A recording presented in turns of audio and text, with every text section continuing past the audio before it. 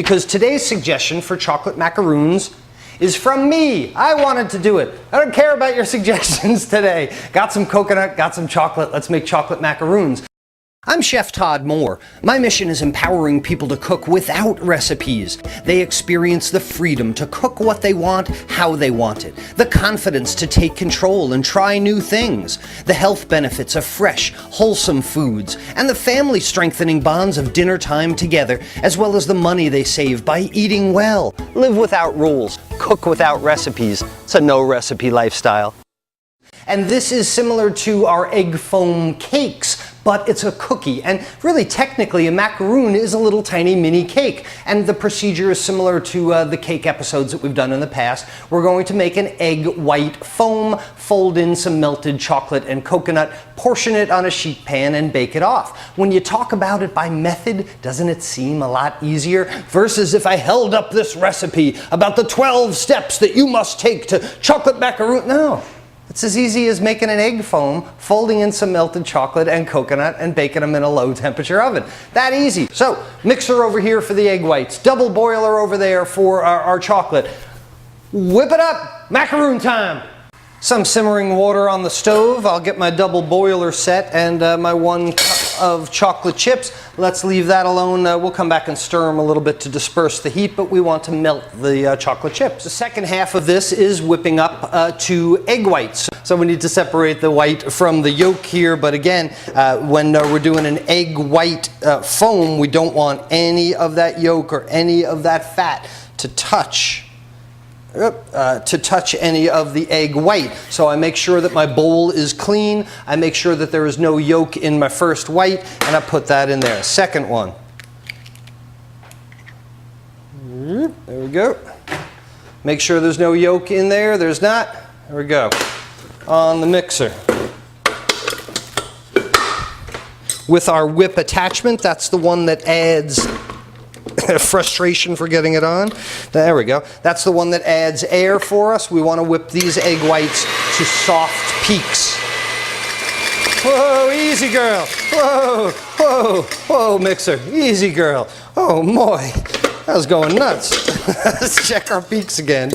And, there we go. Now we got a peak that stands up and folds over. It's a soft peak. I'm going to add half a cup of sugar and then just mix this a little bit to combine. I don't add the sugar earlier on because the sugar can weigh down those egg whites. We're really not trying to dissolve it or cream or anything like that, but I don't want the sugar to weigh the egg whites down, so I put them in at least halfway, if not at the very end.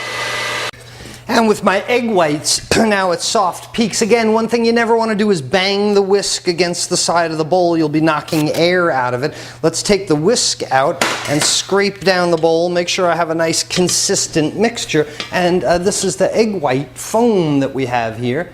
Nice, it's almost marshmallowy because of the amount of sugar in it. So now what we have to do is add our cup of coconut.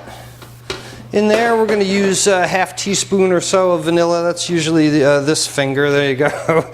And we're going to take our melted chocolate, fold it all in here, and now use the paddle attachment for the mixer because I'm not trying to add more air. I'm just trying to mix things together. So basically, it's egg whites separated and whipped, and then... Oh, hey, I think I just made a new culinary joke. Hey, why are eggs always separated? Because the whites are whipped. Ah! It's like a egg marriage joke.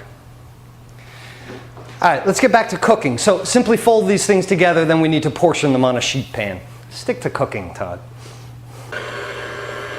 So what we want to do is just stir these items together because it's the egg white foam that's going to give us our structure. And here is our coconut and chocolate. Now what we want to do certainly is scrape the bowl like we always do to assure a consistent mixture. But the real issue here, just like with baking cookies or anything else, is the portioning, is to make sure that they bake consistently so that we need to portion them consistently. Here are 2 different size portion scoops that I can use. Do I want smaller macaroons or bigger macaroons? I actually think I'm going to make them a little bit bigger. So let's bring our macaroonage over here, and I've got a parchment lined sheet pan underneath, as simple as scraping up the side of the pan and turning out There you go. And turning out the macaroon on the pan. I'll line all these guys up. They're going to go in a 325 degree Fahrenheit or 163 degree oven and finish baking.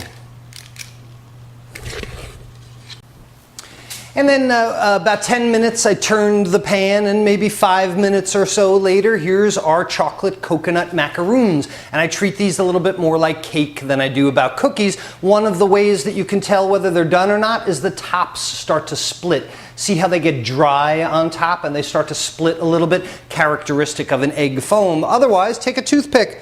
Stick it in there. Make sure that it's dry in the middle. Don't forget this is melted chocolate, so some chocolate's going to stick to your toothpick. And I'd like them a little bit moist also. There's no danger in it. There's no problem. It's chocolate macaroons. And I'm still chuckling about my new egg joke. Why do eggs get separated? That's really good. Hey, I'll tell you the worst egg joke ever. And only real foodies are going to get this. What kind of dish do you serve Eggs Benedict on at Christmas? Chrome. A chrome dish, because there's no plates like chrome for the hollandaise. Ooh, yeah, that's usually the reaction I get.